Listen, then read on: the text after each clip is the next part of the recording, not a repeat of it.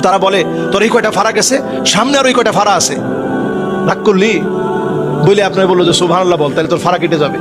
আসলে কিন্তু সুবহানাল্লাহ বলে সে অ্যাট্রাকশনটা, তার দিকে আপনার মনোযোগটা সে কিন্তু পুরোপুরি নিয়ে নিচ্ছে। এরপরে সে আপনার চোখে চোখে তাকায় বলল যে এই যে আমি কথাটা বললাম, কথাটা কি ভুল বললাম না ঠিক বললাম? হ্যাঁ ঠিক বলছি। ঠিক বললে তোর সাথে কি আগে কখনো আমার দেখা সাক্ষাৎ হয়েছে? না, দেখা সাক্ষাৎ হয় নাই।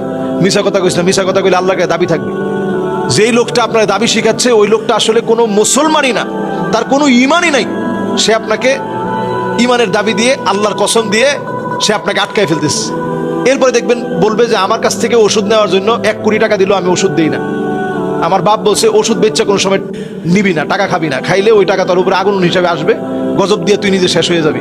তা টাকা নিচ্ছি কিসের জন্য? টাকা নিচ্ছি পেটের জন্য। ওই মানে ঘুরায় পেঁচায় সে আপনার কাছে একটা গাছের শিকড় অথবা একটা গাছের পাতা একেবারে বুং বাং দিয়ে আপনার কাছে বিক্রি করে চলে গেল। আপনি মনে করলেন যে আপনার ভাগ্য পরিবর্তন হয়ে যাবে। কোথাও কোথাও একটা পাথর বিক্রি করে দিয়ে গেল, আপনি মনে করলেন এই পাথর আমার ভাগ্য পরিবর্তন করে দিবে। টোটাল এই বিষয়টা সম্পূর্ণরূপে শিরক।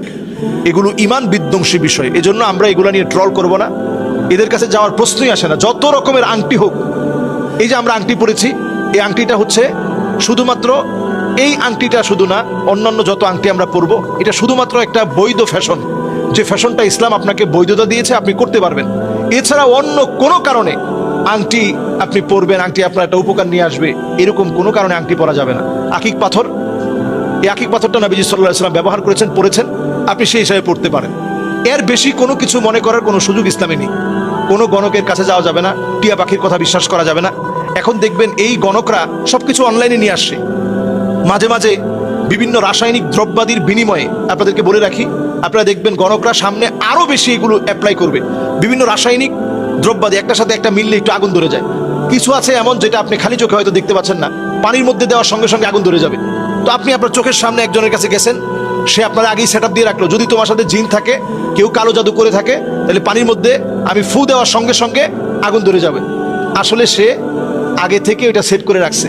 ফুয়ের সঙ্গে সঙ্গে সে হাত থেকে আস্তে টোকা মেরে গ্লাসের মধ্যে দিয়ে দিল। এরকম ফুটা নিল, এইভাবে এরকম আঙ্গুল থেকে আস্তে করে ফেলে দিল। পড়ার সঙ্গে সঙ্গে একটা বিস্ফোরণের মতো হঠাৎ করে ঠাস ঠাস করে একটু আগুন বের হলো।